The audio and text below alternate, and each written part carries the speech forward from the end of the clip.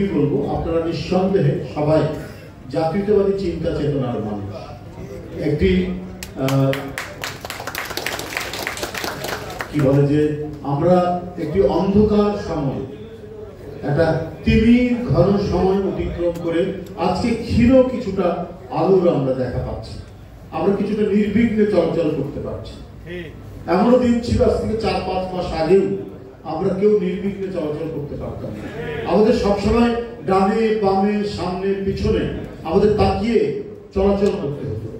কোথাও গোয়েন্দা পুলিশ দাঁড়িয়ে আছে কিনা, কোথাও পুলিশ দাঁড়িয়ে আছে কিনা, কোথাও র্যাবের গাড়ি দাঁড়িয়ে আছে কিনা, আমি পার্টি অফিস থেকে বেরোলে পরে গাড়িতে ওঠা পর্যন্ত এরই মধ্যে কেউ ধেয়ে আসবে কিনা, এর কোনো নিশ্চয়তা ছিল না। 15-16 বছর ধরে আমাদেরকে এই ধরনের বিপজ্জনক পরিস্থিতি অতিক্রম করে আমাদের জীবনযাপন করতে হয়েছে, আমাদেরকে চলাচল করতে হয়েছে।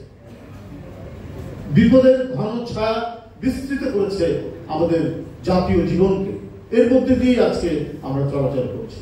আজকে প্রাণের যে উচ্ছলতা আপনাদের মধ্যে দেখতে পাচ্ছি, এটা যদি আজকে 5-6 মাস 7 মাস 8 মাস আগেও হতো, হয়তো আপনারা 1988 ব্যাচ ম্যাট্রিক পরীক্ষার ব্যাচ আজকে যে এখানে আপনারা একসাথে একত্রিত হয়েছে, এটা হয়তো সম্ভব হতো না।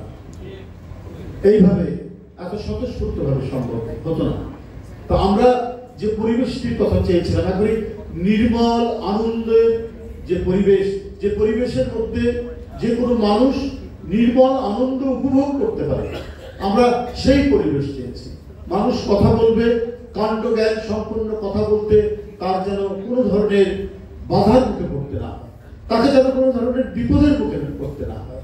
এই যে কথা বলার স্বাধীনতা, এই স্বাধীনতা নিশ্চিত করার জন্যই আমাদের নিরন্তর সংগ্রাম আমাদের চালাতে হয়েছে প্রায় 15 থেকে 16 বছর। আর এটা চালাতে গিয়ে আমাদের দল এবং যারা গণতন্ত্র মানা মানুষ কত ধরনের ক্ষতি, কত ধরনের বিপদ তার মাথার উপর নেমে এসেছিল, সেটা আপনারা এখানে প্রত্যেকেই জানেন। আমাদের সামনে থেকে আমাদের কত বন্ধু নিরুদ্দেশ হয়েছে, তার হদিশ আমরা এখনো পাই। কত গুম হয়েছে, কত অদৃশ্য হয়েছে, কত ক্রস ফায়ারে মারা গেছে, কারোর লাশ আমরা পেয়েছি খালের ধারে, নদীর ধারে, বিলের ধারে। এই পরিবেশ তো আমরা অতিক্রম করে আসতে হয়েছে। আজকে দীর্ঘ 15 বছর বিএনপির নেতৃত্বাধীন যে আন্দোলন সংগ্রাম, এর সাথে গণতন্ত্র মনে রাজনৈতিক দল, এর উপরে গত জুলাই আগস্টের ছাত্র জনতার আন্দোলন, সর্বশেষ সব সম্মিলিত হয়ে আমরা এই দেশে এক হিংস্র দানবকে তাড়াতে সক্ষম হয়েছে। সে যদি আজ ক্ষমতায় থাকতো, তাহলে আপনারাও কিন্তু এত নির্বিঘ্নে এই 1988 সালের ব্যাচ এখানে এসে আপনারা এই আজকের যে অনুষ্ঠানটি আপনারা করছেন, কোথায় জাহাঙ্গীরনগর ইউনিভার্সিটি থেকে আমি বাবুলকে দেখছি, কোথায় রাজশাহী ইউনিভার্সিটি, কোথায় চট্টগ্রাম ইউনিভার্সিটি, কোথায় কুষ্টিয়া ইউনিভার্সিটি, কোথাও কি বলে যে সরকারি কলেজ, বিভিন্ন শিক্ষা প্রতিষ্ঠান থেকে যারা 1988 সালে আপনারা ম্যাট্রিক পাস করেছেন, তারপরে বিভিন্ন শিক্ষা প্রতিষ্ঠানে আপনারা পড়াশোনা করেছেন, সেখান থেকে আজকে এখানে উপস্থিত হয়েছে।